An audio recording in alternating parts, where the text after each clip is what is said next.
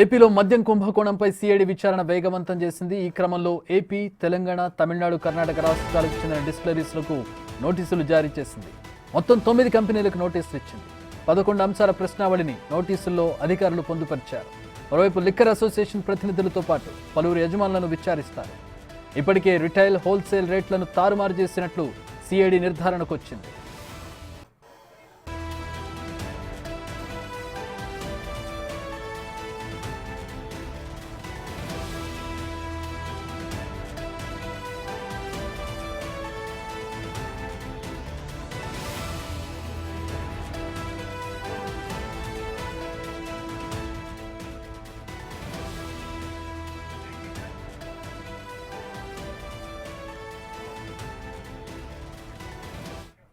అయితే మా ప్రతినిధి శివ జాయిన్ అవుతున్నారు. శివ, సిఐడి ఇన్వెస్టిగేషన్ మనం చూస్తూ ఉన్నాం.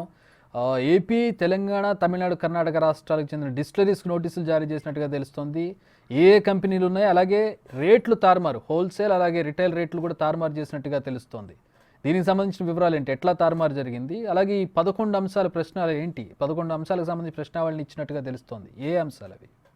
చక్రి మొత్తం మీద చూసుకుంటే కనుక మద్యం స్కామ్ కు సంబంధించి 2632 కోట్ల రూపాయలకు సంబంధించి స్కామ్ జరిగినట్లు కూడా ప్రాథమికంగా సిఐడి గుర్తించింది. మొత్తం వాసుదేవరెడ్డి నేతృత్వంలోనే ఈ కుంభకోణం అంతా జరిగినట్లు ప్రాథమికంగా విచారణలో తేలినట్లు తెలుస్తాం. దీనిలో భాగంగానే ఏపీ, తెలంగాణ, కర్ణాటక, తమిళనాడు 4 రాష్ట్రాలకు సంబంధించి వివిధ బ్రాండ్లకు సంబంధించి వారందరికీ కూడా నోటీసులు జారీ చేశారు. మొత్తం 9 కంపెనీలకు సంబంధించి నోటీసులు జారీ చేసినట్టు తెలుస్తా ఉంది. అయితే ఏ కంపెనీలు ఏంటి అనే దానికి సంబంధించి మాత్రం అధికారులు పూర్తి స్థాయిలో గోప్యత పాటిస్తున్నారు. అయితే వీరికి 11 అంశాలకు సంబంధించి కూడా నోటీసులో ప్రశ్నావళి ఇచ్చినట్టు తెలుస్తోంది. వీటన్నిటికీ మీరు సమాధానం ఇవ్వాలనేది సిఐడి చెప్పినట్లు కూడా తెలుస్తుంది. ఒకటి, ఈ మద్యానికి సంబంధించి, డిస్టిలరీకి సంబంధించి మీరు ఎప్పుడు ప్రారంభించారు, ఆంధ్రప్రదేశ్ లో ఎప్పుడెప్పుడు సరఫరా చేశారు, అలాగే రెండో అంశానికి సంబంధించి మీకు సంబంధించి ఎంత స్టాకుని ఏ తేదీల్లో విడుదల చేశారు, ఎంతెంత నిధులు మీకు వచ్చాయి, ఎంత నిధులు రావాల్సి ఉన్నది, అలాగే మిగిలిన అంశాలకు సంబంధించి కూడా మీకు గతంలో ఏదైతే ఈ 9 బ్రాండెడ్ కంపెనీలకు సంబంధించి రెగ్యులర్ గా మీరు ఎందుకు సరఫరా చేయలేదు, అంటే ఏదైతే వాసుదేవరెడ్డి నేతృత్వంలో జరిగిన ఈ బెవరేజ్ కార్పొరేషన్ కి సంబంధించి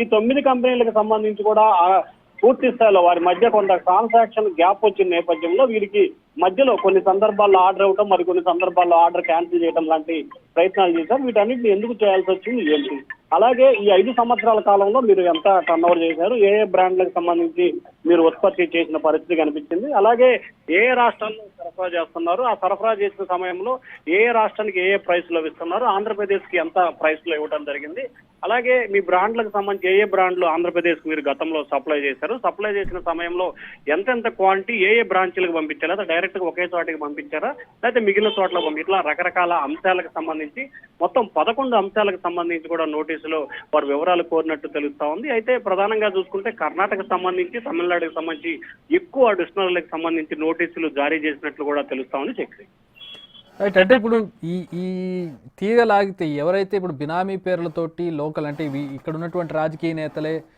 ప్రజాప్రతినిధులే అక్కడ డిస్టిలరీస్ని ఏర్పాటు చేసి తమ సొంత బ్రాండ్లు ఇక్కడ ప్రమోట్ చేసుకోవడం, అమ్ముకోవడం చేయడం జరిగింది కదా, ఆ డొంక గదిలే అవకాశం ఉందా? ఇప్పటికే చాలా అంశాలకు సంబంధించి కూడా కేవలం నకిలీ బ్రాండ్లని, నకిలీ డిస్టిలరీలని వీళ్ళే తయారు చేశారు. ఏపీకి సంబంధించిన పలువురు ప్రజాప్రతినిధులు వీటన్నిటికి సంబంధించి నకిలీలని, వీరే కొన్ని లేనిపోని బ్రాండ్లను తయారు చేశారు. అసలు ఈ బ్రాండ్లు తయారు చేయడానికి సంబంధించి మీరు ఎప్పుడు ప్రారంభించారు అనే దానికి సంబంధించి కూడా వివరాలు సేకరిస్తున్నారు. ఇప్పటికే వారికి సిఐడికి వచ్చిన సమాచారం ప్రకారం కూడా కొంత డేటా తీసుకున్నట్లు కూడా తెలుస్తా ఉంది. ఆ డేటా ఆధారంగానే 9 కంపెనీలకి నోటీసులు జారీ చేశారు. వీరందరినీ కూడా రేపటి నుంచి 25వ తేదీలోపు రావాలని చెప్పి కూడా అధికారులు నోటీసులు జారీ చేశారు. మీరు ఏ రోజైతే వస్తున్నారో ముందు రోజు తమకు సమాచారం ఇవ్వాలని చెప్పి కూడా అధికారులు కోరారు. వీరందరినీ కూడా 5 రోజుల సమయంలో గడువు ఇచ్చారు. ఈ 5 రోజుల సమయం ఇచ్చిన గడువులో ఖచ్చితంగా హాజరై తీరాలనేది చెప్పినట్లు కూడా తెలుస్తోంది. అయితే దీంట్లో ఏదైతే అసోసియేషన్, లిక్కర్ బెవరేజ్ కార్పొరేషన్ కి సంబంధించి ఆంధ్రప్రదేశ్ లో లిక్కర్ అసోసియేషన్, అంటే అన్నిటికీ యూనియన్లు ఉన్నట్లుగా వీటికి కూడా అసోసియేషన్ ఉంటుంది. దీంట్లో అసోసియేషన్ పాత్ర కూడా ఉన్నట్లు అధికారులు అయితే ప్రాథమికంగా గుర్తించారు. వారికి కూడా 1-2 రోజులు, అంటే ఈ 9 డిస్టిలరీలు విచారణ అయిపోయిన తర్వాత మిగిలిన వారిని కూడా అసోసియేషన్ నాయకులు కూడా పిలిపించే అవకాశాలు అయితే కనిపిస్తా ఉన్నాయి. All right, thanks for the update Shiva.